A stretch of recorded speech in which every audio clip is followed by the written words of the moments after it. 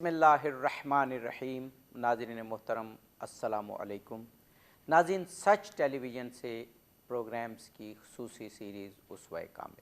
ناظرین، آپ جانتے ہیں کہ ان دنوں حضرت فاطمہ زہرا سلام اللہ علیہ کی ولادت کے حوالے سے سچ ٹی وی پورا عشرہ منا رہا ہے، اور ہم پروگرام اسوہ کامل میں حضرت فاطمہ زہرا سلام اللہ علیہ کی سیرت کے مختلف پہلو، آپ کے فضائل، آپ کے مناقب، منزلت بیان کر رہے ہیں۔ ظاہر ہے حق تو ادا نہیں ہو سکتا، لیکن ہماری کوشش ہے کہ ایسے اسکالرس کو ہم دعوت دیں جو حضرت زہرا سلام اللہ علیہ کی زندگی کے پہلو اجاگر کریں، اور ہمیں یہ سعادت بخشیں کہ ہم آپ کے فضائل سے بھی آگاہ ہوں اور پھر اپنی زندگیاں آپ کے فرامین کے مطابق بھی ڈالیں۔ آج ہمیں انتہائی خوشی ہے کہ سچ ٹی وی میں ہمارے عہد کی ایک بہت اہم اسکالر ہمارے ساتھ موجود ہیں۔ میری مراد خانم ذکیہ نجفی صاحبہ سے ہے۔ آپ پورے پاکستان میں اس وقت، بلکہ یوں کہیے پوری دنیا میں، علم کا، تبلیغ کا، اسلامی معارف کا ایک بیڑا اٹھائے ہوئے ہیں، اور بہت ہی ایفیکٹو مؤثر پروگرام آپ کرتی ہیں تربیتی حوالے سے، چینلز پر بھی اور سوشل میڈیا پر بھی۔ خانم، میں بہت شکر گزار ہوں آپ کا، اور مجھے سچ ٹی وی کو بھی معلوم ہے، ذاتی طور بھی معلوم ہے کہ آپ کی تبلیغاتی سرگرمیاں اور آپ کی مصروفیات بہت زیادہ ہیں، لیکن سچ ٹی وی آپ کو جب بھی بلاتا ہے اور آپ اسلام آباد میں موجود ہوتی ہیں تو آپ ضرور تشریف لاتی ہیں۔ ہم بے حد ممنون ہیں آپ کے اس بات پر۔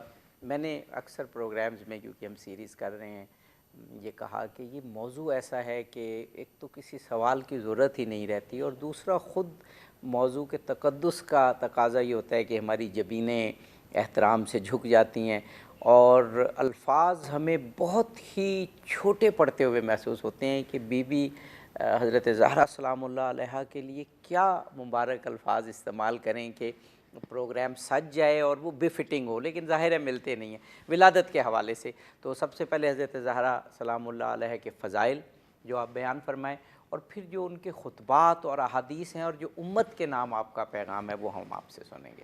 بسم اللہ الرحمن الرحیم۔ دیکھیے، جیسا آپ نے کہا نا کہ الفاظ بہت چھوٹے لگتے ہیں، پروردگار عالم نے قرآن میں بھی سب سے مختصر ترین سورہ کو جناب فاطمہ الزہرا سلام اللہ علیہ کی آمد کی بشارت کے طور پر قیامت تک کے لیے زندہ رکھا، اور اس میں اللہ نے اپنا لہجہ، اپنے الفاظ، اپنا انداز، اپنا سلیقہ یکسر بدل دیا۔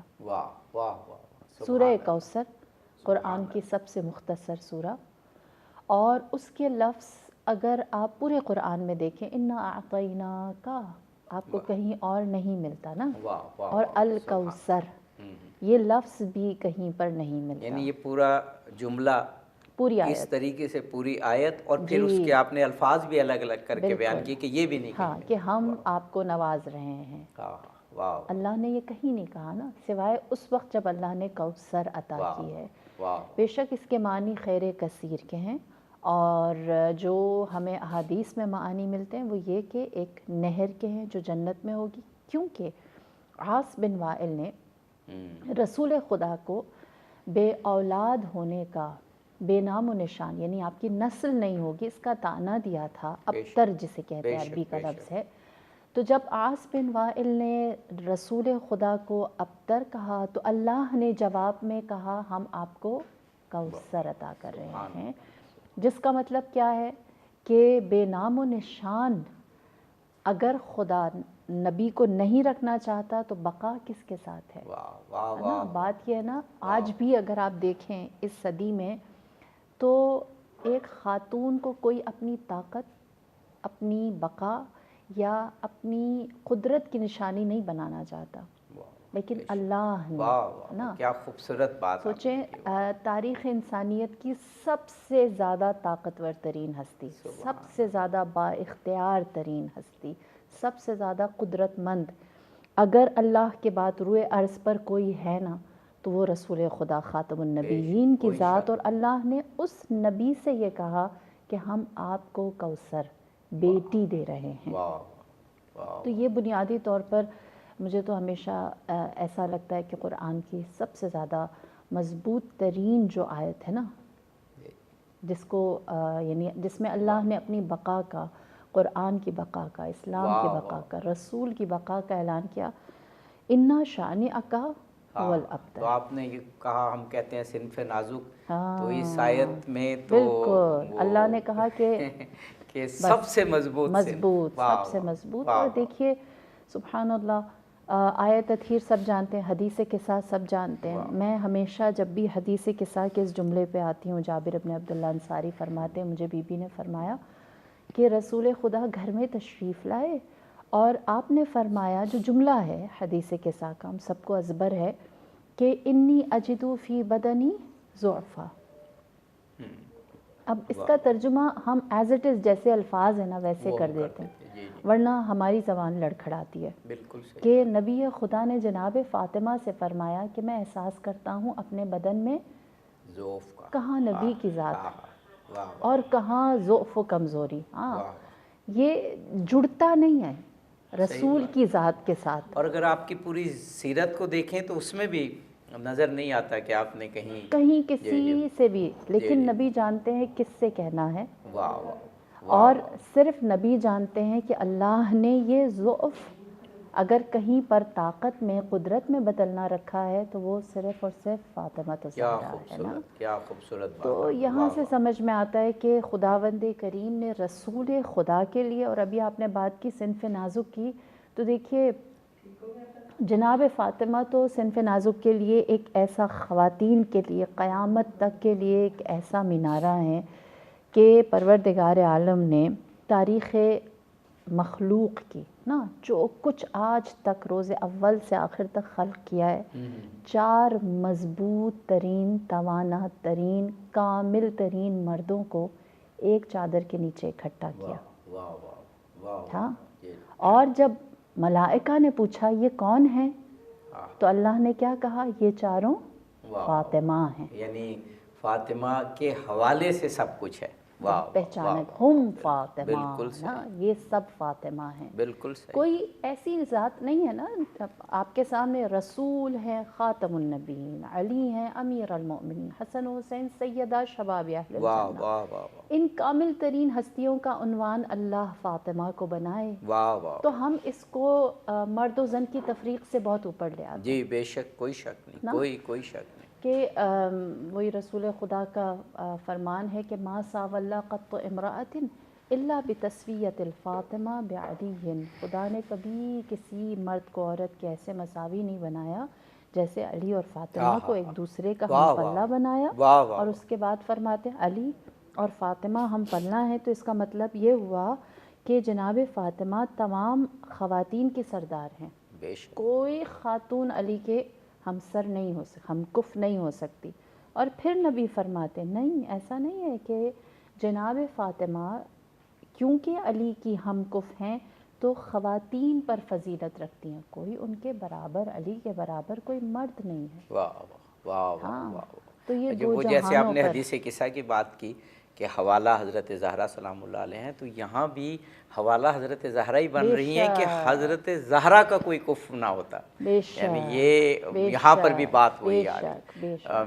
میرا خیال ہے کہ خواتین جتنا بھی فخر کریں کم ہے کہ ہمارا رشتہ ایک ایسی عظیم مخدومہ کائنات سے ہے، سیدہ کائنات سے ہے، ایک ایسی مبارک ہستی سے ہے کہ جس کو اللہ تعالیٰ نے اتنی فضیلت دی کہ تمام فضیلتوں کا ریفرنس، بے شک یہ بہت آپ نے واقعاً بہت ہی اہم بات کی کہ جو فضیلتوں کا ریفرنس ہے وہ حضرت زہرا سلام اللہ علیہ بن رہی ہیں۔ ماشاء اللہ۔ حضرت زہرا ایک ہوتا ہے کہ شان بیان کی جاتی ہے، اگر اس میں بھی آپ کچھ مزید کہنا چاہیں تو ہم حاضر ہیں، اور ایک یہ کہ اس شان کے شایان شان زندگی بسر کرنا، یہ بھی ان 5 ہستیوں کے علاوہ ہمیں نظر نہیں آتا، جو حدیث قصہ میں ہے، جو آیہ مباہلہ میں ہے، جو آیہ تطہیر میں ہے، جو اجر و مودت والی آیت میں ہے۔ پھر ان 5 شخصیت اور آج کے ہماری ممدوح حضرت زہرا سلام اللہ علیہ، انہوں نے اپنی فضیلتوں کے شایان شان زندگی بھی بسر کی، یہ بھی ایک بڑا اہم نقطہ ہے، اس پہ بھی آپ فرمائیے۔ دیکھیے آپ کی زندگی کا ہر حصہ، بالخصوص جہاں سے میں شروع کرنا چاہوں گی جس پر کم گفتگو ہوتی ہے، وہ آپ کی مکے کی زندگی ہے۔ جی ضرور ضرور۔ ہم جس کو زیادہ ذکر کرتے ہیں وہ مدینے کی ہے. سبحان اللہ، مکے کی زندگی بی بی کی بچپن ہے نا، اور وہ بہت مشکل زندگی، مشکل. ہاں، جہاں رسول خدا کو اللہ نے معراج پر یہ بتایا کہ آپ کو شدید تکذیب کا سامنا ہوگا. ہاں، اور لوگ آپ کو بھوکا رکھیں گے.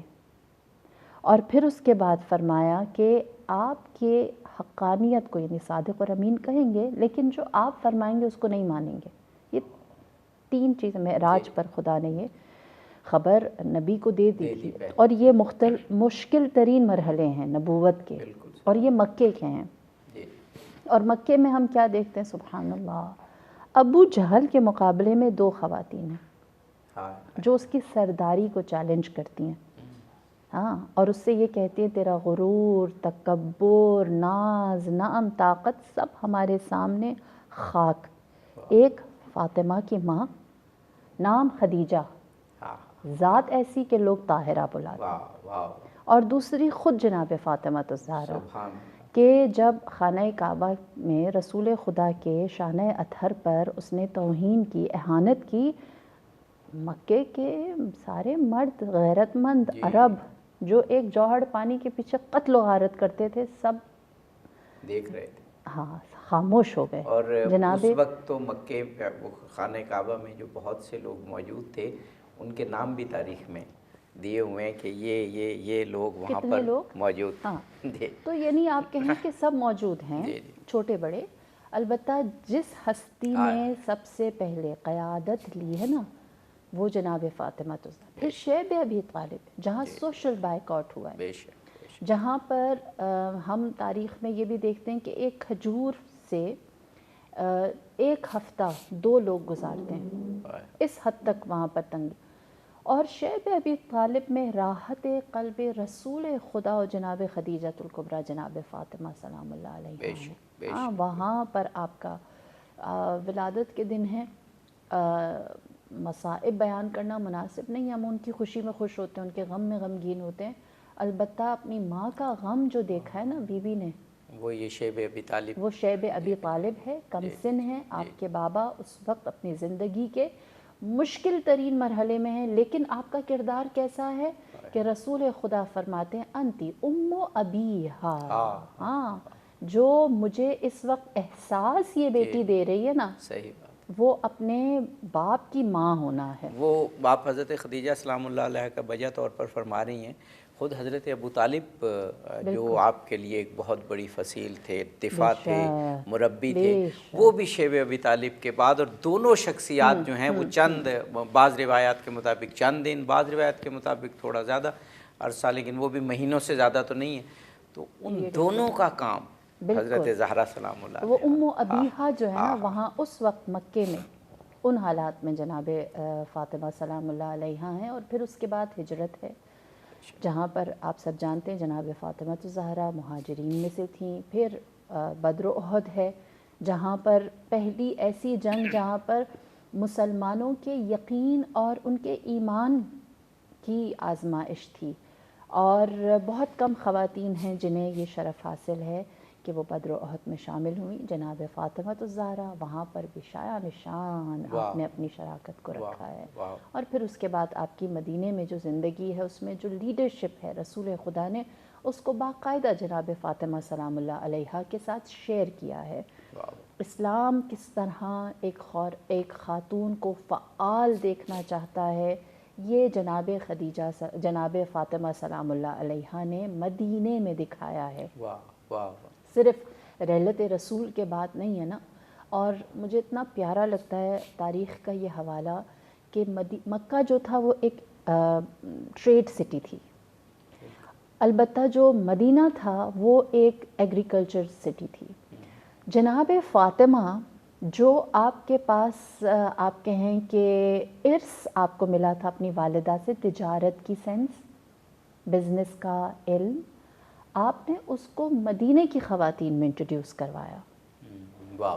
ہاں، اور مدینے کی خواتین، یہ بات بہت کم بیان کی جاتی ہے. آپ نے، مجھے یاد ہے کہ جو پچھلے ماہ رمضان کی نشریات تھیں ان میں بیان کیا، لیکن وہ بہت ہی کم، ہمیں کیونکہ وقت کم ملتا ہے، لیکن ابھی ہمارے پاس وقت ہے تو یہ آپ ضرور بیان فرمائیے۔ جی، کہ مدینے میں جو لیڈرشپ جو آپ نے شیئر کی ہے، اور بالخصوص اقتصاد میں جو کردار ہے خواتین کا، کیونکہ مکے والے اپنی ساری چیزیں جو اپنا ایکسپوجر ہے بیسیکلی وہ لے کر آئے مدینے میں، اور ان میں خواتین میں جو سب سے زیادہ فعال رہیں وہ جناب فاطمہ الزہرا سلام اللہ علیہا۔ اور اس کے بعد آپ سب جانتے ہیں کہ جو بنیادی طور پر ایک چیز معاشرے میں ڈالنی تھی وہ تھی کہ اچھا، یہ جو آپ اب مکی زندگی سے مدنی زندگی میں حضرت زہرا سلام اللہ علیہا کی جو سیرت ہے، اور اس کے بعد آپ ایسے پہلو بیان کر رہی ہیں جو بہت کم سنیں گے، ایک وقفے کے بعد انشاءاللہ اس گفتگو کو ناظرین ہمارے ساتھ رہی ہے۔ حضرت زہرا سلام اللہ علیہا کے حوالے سے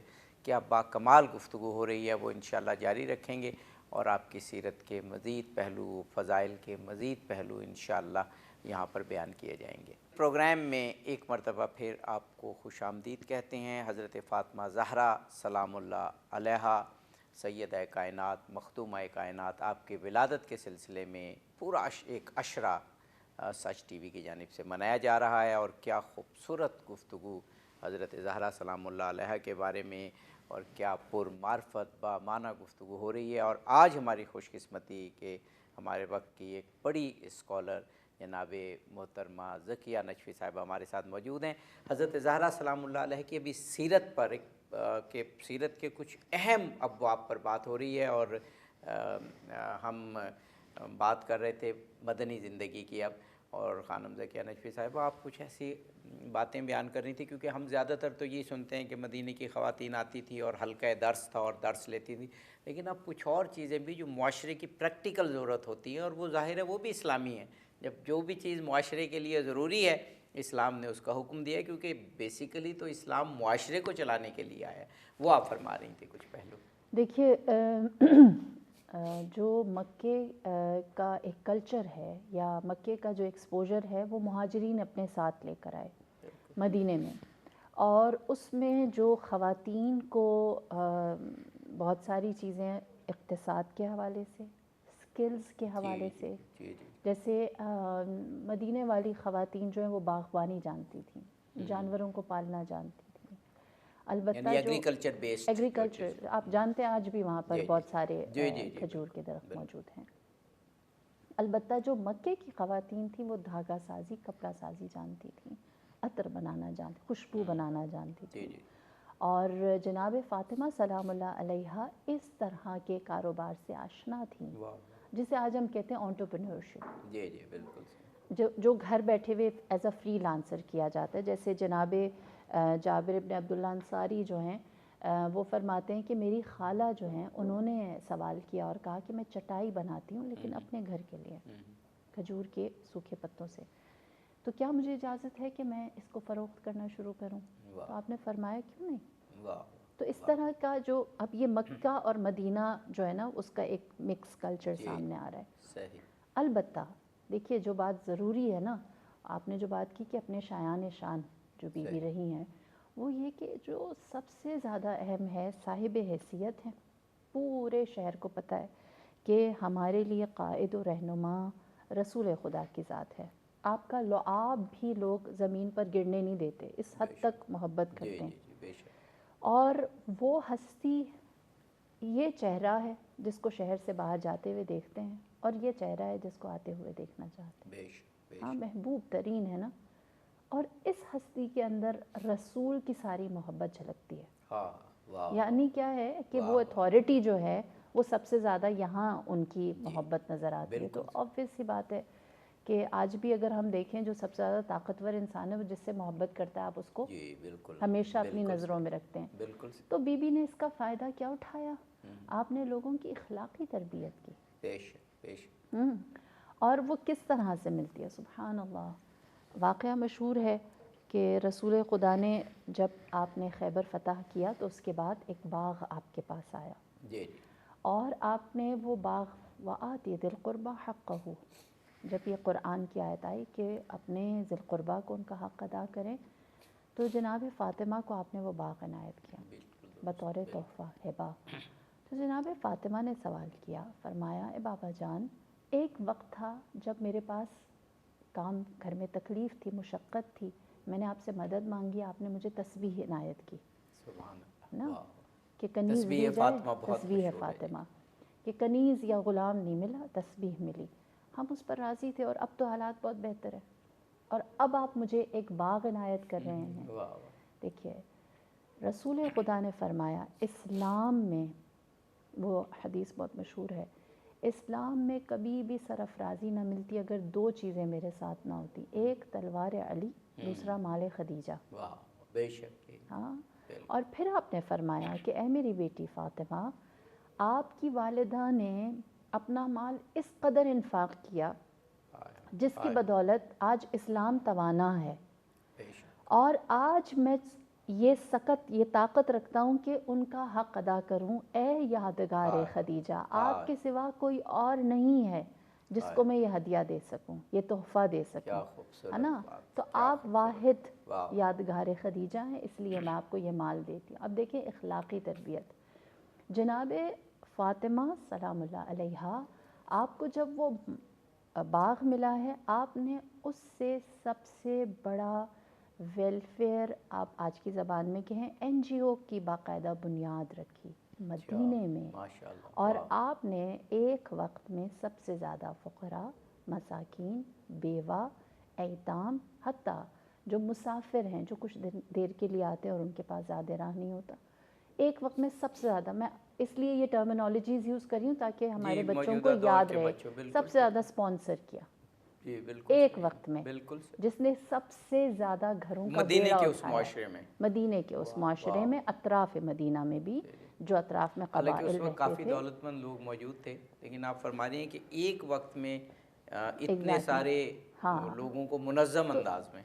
اور یہ وہ اخلاقی تربیت جو جناب فاطمہ سلام اللہ علیہا کر رہی ہیں کہ رسول خدا اگر اس بیٹی سے محبت کرتے ہیں اور یہ مالدار ہوتی ہے تو یہ اپنا مال کہاں دیتی ہے. صرف یہ نہیں ہے نا، ہم وہ گلے کے ہار سے آگے نہیں. جی بالکل صحیح. وہی ایک دو واقعات ہمیں ملتے ہیں. ایگزیکٹلی.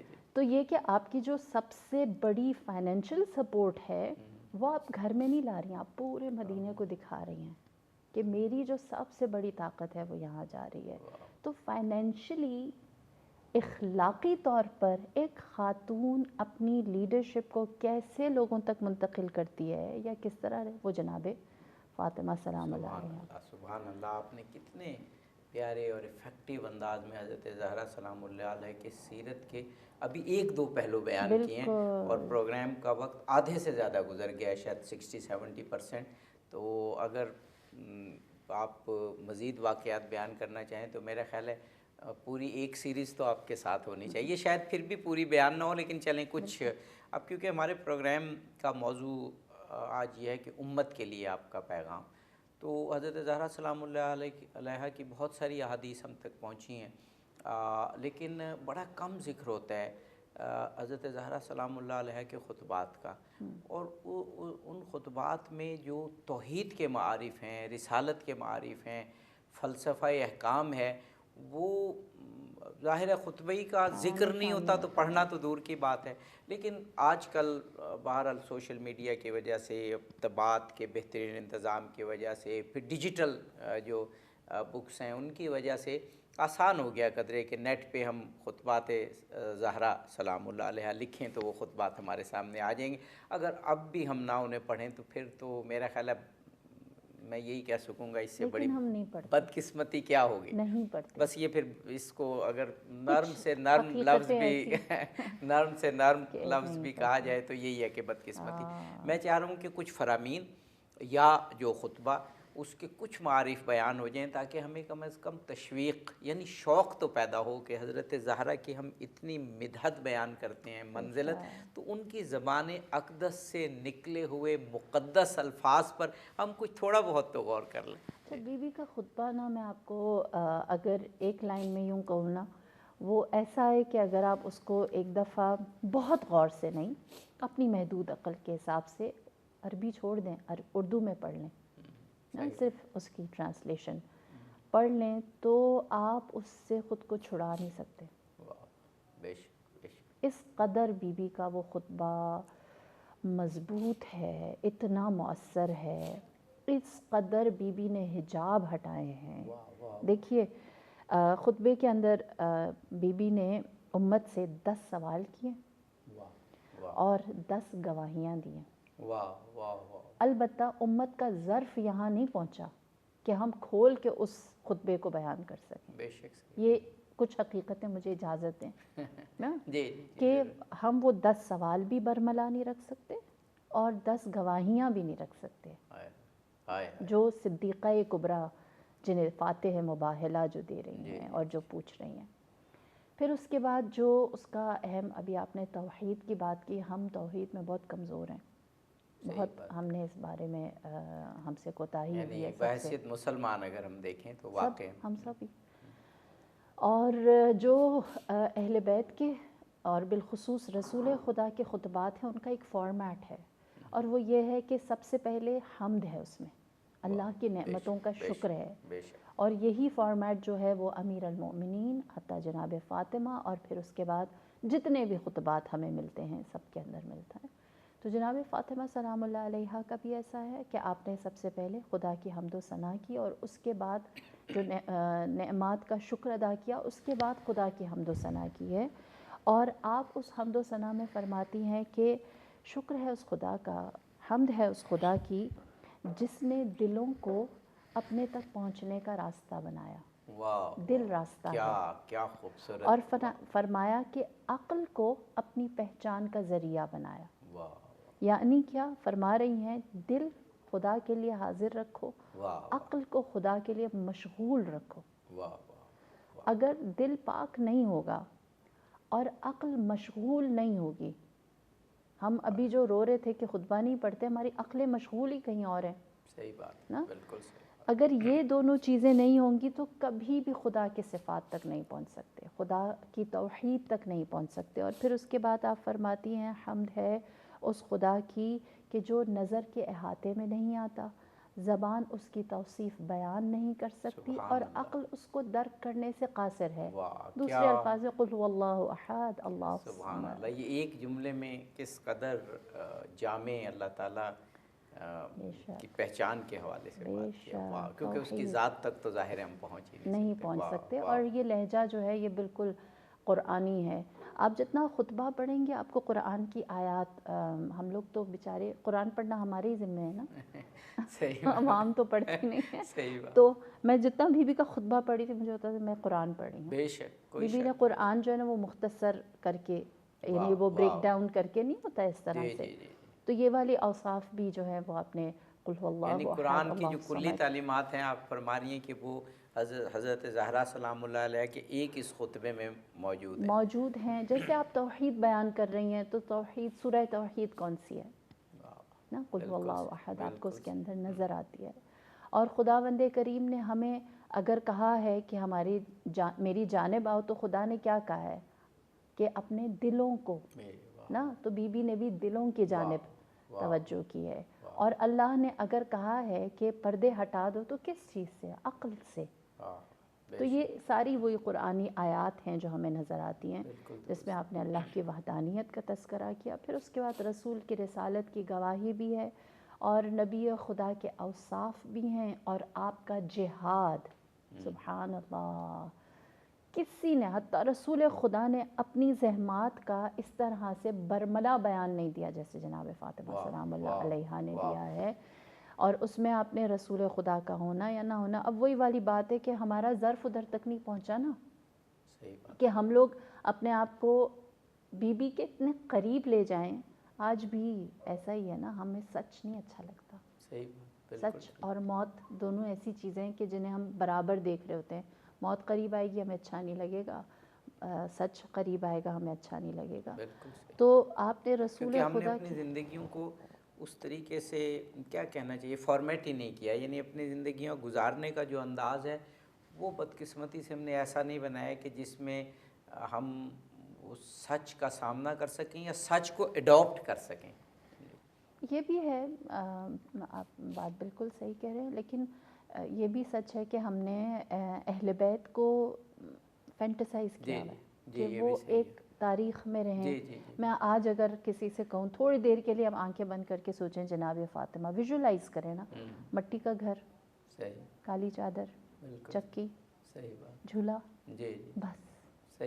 ہم بی بی کو نا اتنا، اور ہم اپنے آپ کو اگر ہم کہیں میں زکیہ اپنے آپ کو، آپ اپنے آپ کو ویژولائز کریں تو ہم ایک الگ ہی دنیا میں. تو ہم لوگ دو بہت الگ دنیاؤں میں جی رہے ہیں. ہمیں انہیں اپنی اس دنیا میں منتقل کرنا ہے، لانا ہے، اور اس کے مطابق جینے کی کوشش تو کرنی ہے نا. کیونکہ ان کے جو فرمودات ہیں یا ان کے جو خطبات ہیں، ابھی میں وہی رسالت کی بات کے بعد میں کہنا چاہ رہی تھی کہ جو جناب فاطمہ سلام اللہ علیہا نے دین میں اصول، فروع اور پھر اس کے بعد اخلاقیات، ان تینوں کو یکجا کیا اپنے اس خطبے میں. اپنے اس خطبے سبحان اللہ. اور اسلام کی یا کسی بھی مکتب کی تعلیمات کے یہی تین بنیادی حصے ہوتے ہیں. کچھ اصول ہوتے ہیں، کچھ عمل کرنا ہوتا ہے، اور ان اعمال کرتے ہوئے ان کو ان کا قاعدہ کرینہ سلیقہ کیا ہے وہ اخلاق ہے.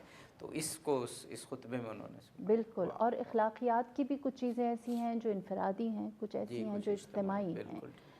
انفرادی طور پر جیسے سچ بولنا ہے، اور اجتماعی طور پر ناپ اور تول کا، کہ صحیح ناپ تول اپنا رکھو.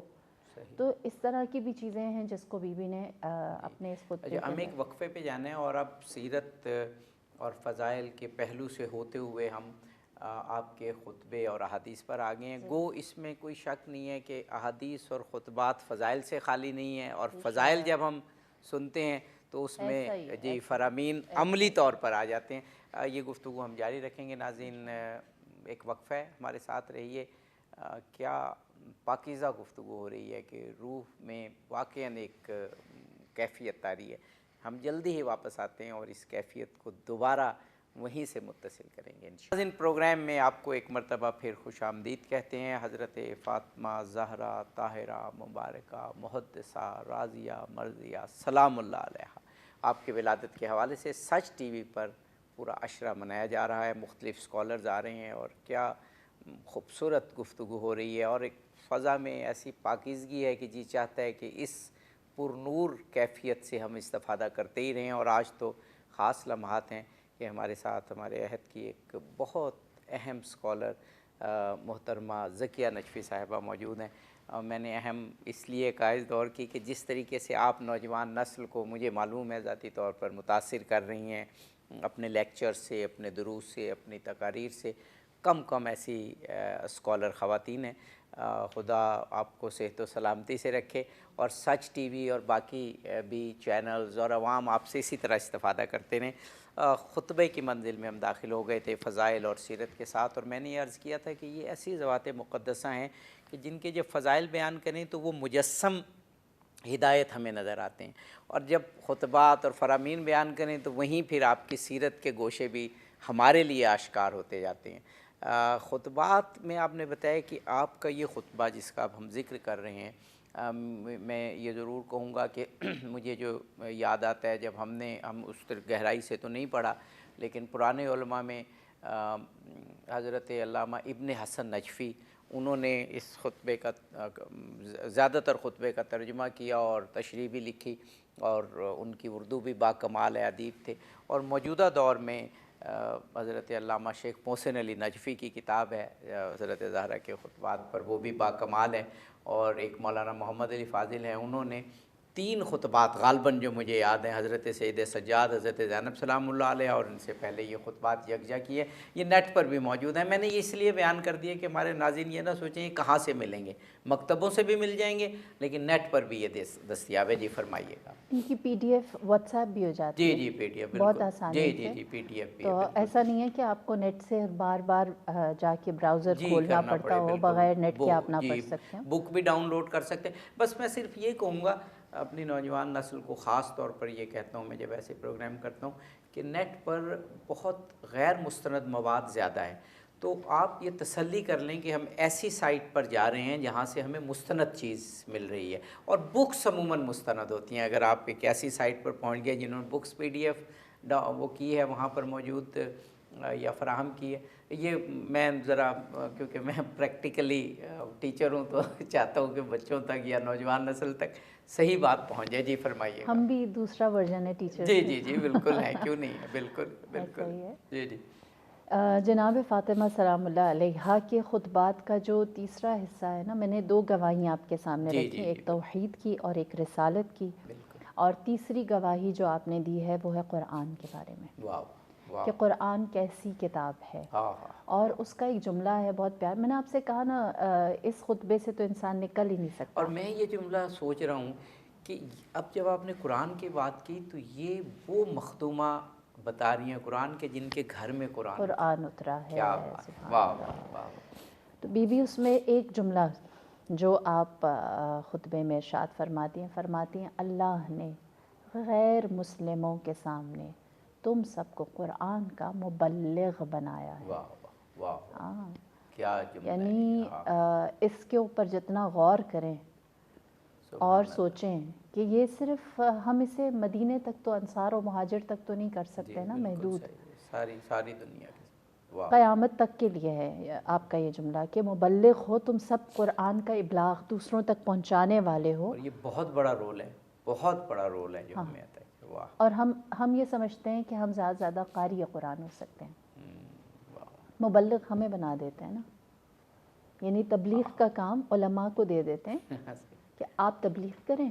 ہم تو ماہ رمضان کے 28 دن قرآن پڑھ لیں گے، 29 کو تو چاند رات ہو جاتی ہے. بالکل صحیح بات. تو بی بی کیا فرما رہی ہیں کہ تم قرآن کے مبلغ ہو. کیوں؟ تم مسلمان ہو. غیر مسلموں اور تم میں فرق یہ کتاب ہے. پھر اس کے بعد آپ فرماتی ہیں قرآن ایسی کتاب ہے جس کی روشنی ایسی ہے، وہ ایسی قندیل ہے، مشعل ہے جو کبھی بھی گل نہیں ہوتی، ہمیشہ روشن رہتی ہے. نامہ اعمال میں سب سے زیادہ بھاری عمل ہے، شیطان سے بچانے کے لیے سب سے محفوظ حرز یا پروٹیکٹر ہے، شیلڈ ہے جو تمہیں شیطان سے محفوظ رکھ سکتی ہے. اور فرمایا تاریکی میں سب سے بڑی روشنی ہے اور خدائے رحمان کا کلام ہے. لہٰذا اگر تم اپنے آپ کو اس سے جوڑو گے تو اس سے نجات کو خدا نے حتمی کر رکھا ہے.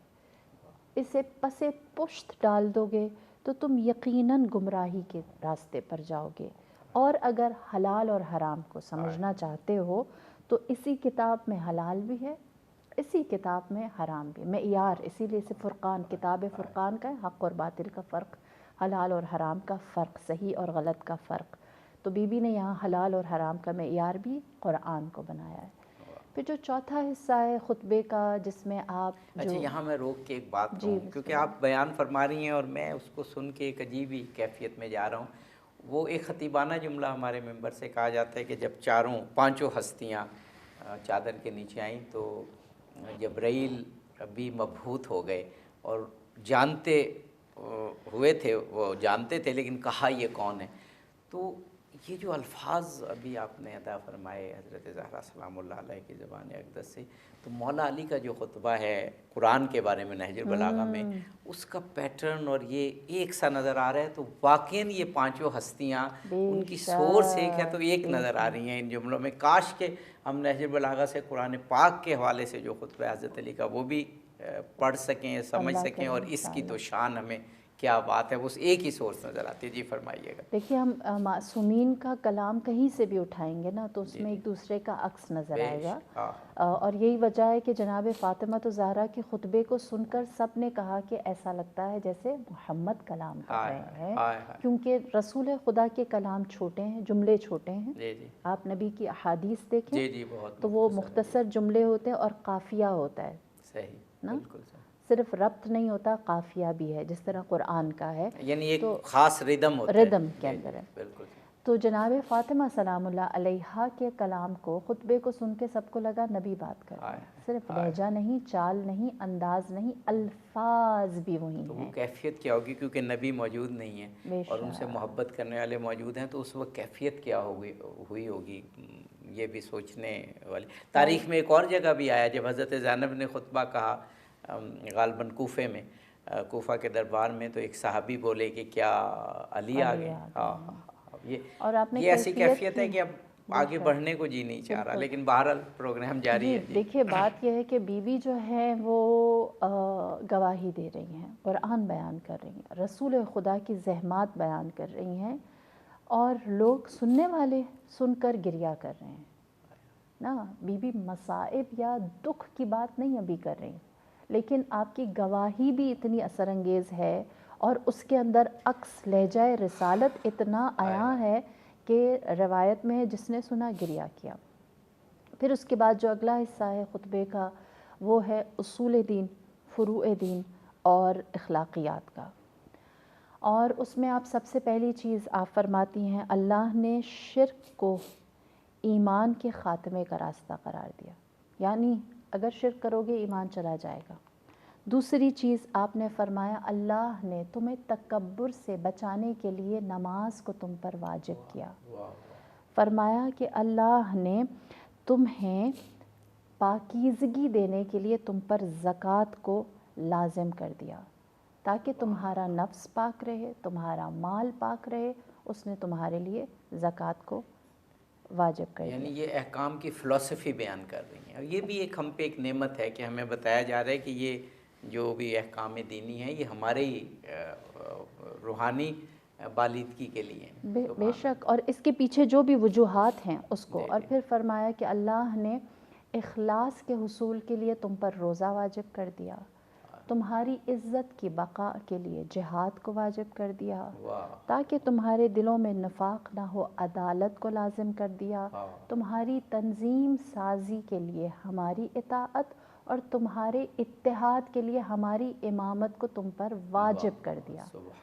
یعنی اگر آپ اس آرڈر کو بھی دیکھیں نا کہ سب سے پہلی چیز بی بی جو فرما رہی ہیں، یہیں تک اگر ہم رہیں، آپ فرما رہی ہیں بنیادی چیز، جس چیز کی جتنی اہمیت ہے اس کا پہلے تذکرہ ہے۔ ہاں، سب سے پہلے آپ نے شرک، ہاں ایمان چاہیے تو شرک سے دور رہو، شرک آئے گا تو ایمان چلا جائے گا۔ تو اس سے کیا چیز پتہ چلتی ہے کہ سب سے پہلے جو رسول خدا نے چیز سب کے سامنے رکھی تھی، مکہ و مدینہ ہو سب کے سامنے، وہ ایمان تھا، اور جس چیز سے نکالا وہ شرک تھا۔ اور جناب فاطمہ بھی اپنے خطبے میں جس چیز پر سب سے پہلے روشنی ڈال رہی ہیں وہ یہ۔ دوسری چیز نماز تکبر سے بچاتی ہے۔ تکبر کیا چیز ہے ہم سب جانتے ہیں، کہ یا ہم اس کو یوں کہہ دیں جو نماز پڑھتا ہے وہ کبھی بھی کیا نہیں متکبر نہیں ہوگا، تو کیا رہے گا، عاجز رہے گا، ہے نا۔ یعنی ہمیں وہی شیطان کا سجدہ یاد آتا ہے کہ اس کے اندر عاجزی چلی گئی تھی، لہٰذا آپ نے اسی لیے، اور نماز تو ایسی ان قبلت قبلہ ما سوا وان ردت رد ما سوا، اگر نماز قبول تو نماز کے علاوہ سب کچھ قبول، اور اگر یہ رد ہو گئی تو اس کے سوا سب کچھ رد ہو گیا۔ تو ایمان کے بعد جو دوسری چیز ہے وہ نماز ہے۔ اخلاقیات کے معیار میں وہ تکبر سے بچنا ہے، خدا کو غرور و تکبر نہیں پسند۔ تیسری چیز فرمایا زکوٰۃ، تزکیہ صرف مال کا نہیں، نفس کا، صرف نفس کا نہیں، رزق کا، ہے نا، صرف رزق کا نہیں، زبان کا۔ زکوٰۃ آپ سب جانتے ہیں، یہ میں اور آپ جو کرے زکوٰۃ ہے نا، یہ جی بالکل صحیح، ہاں اس کو بھی کہ ہم اپنے علم کو بھی جو تھوڑی بہت نالج اس کو پاک، مسکراہٹ بھی زکوٰۃ ہے۔ لہٰذا فرمایا کہ تزکیہ، پاکیزگی، پاکیزگی کتنی، طہارت کتنی ضروری ہے، کہ ہر چیز جو خدا تمہیں دے رہا ہے اسے بار بار پاک کرتے رہو، پاک کرتے۔ پاکیزگی خدا کو اتنی پسند ہے کہ جب کوئی دائرہ اسلام میں آتا ہے تو خدا کہتا ہے اسے پاک کرو، اس سے کو غسل کرے نا، اپنے آپ کو جسمانی طور پر پاک کرے۔ چوتھی چیز آپ نے فرمایا اللہ نے اخلاص کے لیے روزہ رکھا ہے۔ ہاں، خلوص سب سے زیادہ ضروری ہے، اور خلوص کی پریکٹس کے لیے اپنے آپ کو بھوک اور پیاس میں مبتلا کرو۔ اور پانچویں چیز آپ نے فرمایا کہ عزت کے لیے جہاد ہے۔ ہاں، ہم اس وقت جو ہم ساری پرابلمز بیان کر رہے تھے کہ ہم اہل بیت کو جانتے ہیں، مانتے ہیں، لیکن ان کے بارے میں مطالعہ نہیں کرتے، یا ہم نے اپنے آپ کو، اس کی وجہ یہی ہے کہ ہم نے اپنے آپ کو ذلیل و رسوا ہونے کا عادی کر دیا ہے۔ صحیح بات ہے، ہم اپنی عزت نفس کھو چکے ہیں۔ ہم اس بات کے لیے تیار ہیں کہ اسلام پیچھے رہ جائے اور غیر اسلام آگے نکل جائے۔ آج ہم قرآن ہمارے گھروں میں ہے، پھر بھی ہم کسی سے آسانی سے پوچھ لیتے کون سی کتاب اچھی ہے جسے پڑھا جائے، جبکہ ہم نے قرآن نہیں پڑھی نا. تو ہم نے اس خواری کی عادت خود کو کہیں نہ کہیں ڈال دی ہے. اسی لیے فرمائے جہاد کرو، عزت کے لیے جہاد کرو. اب وہ جہاد اکبر و اصغر سب جانتے ہیں. جہاد صرف تلوار کے ساتھ نہیں ہے، کلاشنکوف کے ساتھ نہیں ہے. جہاد سے مراد طالبان نہیں ہے، جہاد سے مراد داعش نہیں ہے. جہاد سے مراد اپنے آپ کو عزت آور بنانا ہے. ابتدا اپنی ذات کے ساتھ ہے. اور سبحان اللہ، ہماری جان قربان، آپ نے فرمایا امت کی تنظیم سازی کے لیے ہماری اطاعت ہے. اور اگر اطاعت نہیں ہوگی تو جو کچھ عالم اسلام کے ساتھ آج ہو رہا ہے یہ اسی کا خمیازہ ہے، کوئی شک نہیں. تنظیم لوگ سازی پوچھتے ہیں نا کہ وہ برق گرتی ہے تو بیچارے مسلمانوں پر، تو اس کی وجہ اس برق گرنے کی کیا ہے؟ حضرت زہرا کے یہ جو ابھی 2 جملے آپ فرمائیں گی وہ ہیں. ایک تو تنظیم سازی کے لیے فرمایا ہماری اطاعت، اور فرمایا اتحاد کے لیے ایک ہونا ہے، ہماری امامت کو واجب کیا ہے. تو یہ یہاں مجھے پھر مولا علی کا وہی قول یاد آ رہا ہے کہ ہم اہل بیت ہی وہ ہیں جن کی طرف سب کو آنا ہے. بے شک آگے نکلنے والوں کو بھی واپس آنا ہے، اور جو پیچھے رہ گئے ان کو بھی ملنا ہے. اور حضرت زہرا صاحب، اسی لیے پھر بات وہی ہے نا کہ منبع ایک ہے نا ان 5 ہستیوں کا. فرامین بھی ایک جیسے ہیں اور حل بتا رہے ہیں، ہمارے سامنے کی بات ہے لیکن ہم نہیں سمجھ پا رہے. جی بس وہی والی بات کہ ہم ان کو حجت سمجھ لیں نا، مان لیں کہ وہ جو کہہ رہے ہیں وہ حرف آخر ہے، حجت ہے وہ ہمارے لیے. اور بی بی کا یہ فرمانا کہ اتحاد، دیکھیں آج ہم بی بی کا دن منا رہے ہیں نا اور ان کا ذکر کر رہے ہیں، تو ان ہستیوں کو ہم سے تعظیم نہیں چاہیے، ان کو ہم سے احترام نہیں چاہیے. ان کو تو اللہ نے عزت، وہ اللہ تعظیم، کے ہاتھ احترام وہ تو جو دے دیا وہ تو دے دیا. جب کوئی کہتا ہے ہم اہل بیت کی بہت عزت کرتے ہیں تو مجھے صحیح بات نا کہ انہیں تو ان کے نور کو دیکھ کے فرشتوں نے عبادت سیکھی. ہاں تو جو ہمارے ہاتھ میں ہے وہ یہ ہے کہ ہم ان کی اطاعت کریں. ہاں ان کی اطاعت کریں، ان کی فرما برداری کریں. وہ ہمارے لیے فصیل ہے، فصیل ہے. وہ جو کہہ رہے ہیں وہ صحیح ہے. لیکن عصمت جو ہے نا وہ اس لیے اچھا لگتا ہے یہ کانسیپٹ. صحیح بات کہ بندہ کہتا ہے کہ ہاں ٹھیک ہے، اگر صاحب عصمت اللہ نے بنایا، ہر خطا، ہر عیب، ہر رجس سے انہیں دور کر کے اس نے کامل بشر کامل بنایا ہے، پھر ان کی اطاعت میں مزہ ہے، پھر ان کی اطاعت میں مزہ ہے، پھر لطف ہے. تو وہ صاحب عصمت ہستیاں ایسی ہیں کہ جن کو آتے ہوئے دیکھ کر نجران سمجھ گئے تھے، ہم کیوں نہیں سمجھتے نا. تو احترام و تعظیم سے ایک قدم آگے آئیں. خطبہ جناب فاطمہ الزہرا جو ہم سے مانگ رہا ہے، کم از کم وہ یہ ہے کہ اگر منظم ہونا ہے تو ہماری اطاعت کرو، اگر متحد ہونا ہے تو ہماری امامت یعنی ہماری لیڈرشپ میں آ جاؤ. پھر جب ہم جہاں جا رہے ہیں وہاں تم جاؤ، ہم جسے چھپا رہے ہیں اس پر خاموش ہو جاؤ، اور جس کو ہم بیان کر رہے ہیں اس کو سب کے سامنے بیان کرو نا. یہ چیزیں اگر ہم یہاں تک کم سے کم آ جائیں نا، پھر ہمیں یہ ایسے پروگرام کرنے اور بہت ساری اور آگے چیزیں کرنے میں لطف آ سکتا ہے. یہ خانم جو آپ فرما رہی ہیں، ایک تو قرآن میں اور خود رسول پاک کا مجھے قول یاد آ رہا ہے جو معتبر قول ہے مستند تمام مقادم میں، کہ رسول اللہ کہہ رہے ہیں کہ ان اہل بیت سے سیکھو، انہیں سکھاؤ نہیں. جو کچھ اہل بیت کہیں ان سے سیکھو، یہ تم سے زیادہ جانتے ہیں. اب اس سے میرا خیال ہے واضح حدیث تو ہو نہیں سکتی کہ تم سے زیادہ جانتے ہیں، ان سے سیکھو، انہیں سکھاؤ نہیں.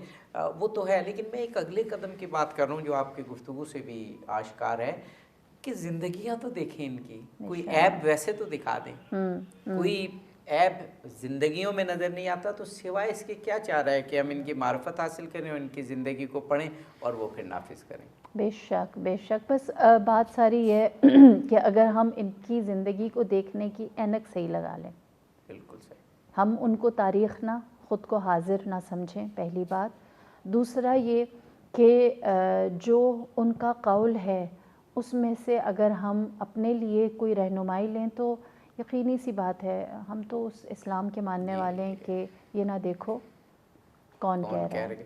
اچھا جناب خانم ذکیہ نجفی صاحبہ، ہمارے پروگرام میں اب 1 منٹ ہے، اس پورے کیا خوبصورت پروگرام آپ نے کیا ہے. میری تو خواہش ہے ایسے پروگرام آرکائیو میں ہوں اور ہماری نوجوان نسل خاص طور پہ ان کو دیکھے. آپ کی گفتگو کا ایک ایک لفظ اتنے اخلاص پر مبنی تھا اور حضرت زہرا سلام اللہ علیہ کے حوالے سے اتنی مؤثر آپ نے گفتگو فرمائی ہے کہ میں تو کہوں گا کہ اس پروگرام کو بار بار دیکھیں اور میں خود بھی اس کو پھر دوبارہ دیکھوں گا. 1 منٹ کا کوئی پیغام آج کے پروگرام کے حوالے سے آپ دینا چاہیں. جناب فاطمہ سلام اللہ علیہا نے فرمایا کہ مجھے اس دنیا میں 3 کام پسند ہیں. واہ واہ، چہرہ رسول کی زیارت، سبحان اللہ، قرآن کی تلاوت، سبحان اللہ، انفاق فی سبیل اللہ. واہ واہ واہ.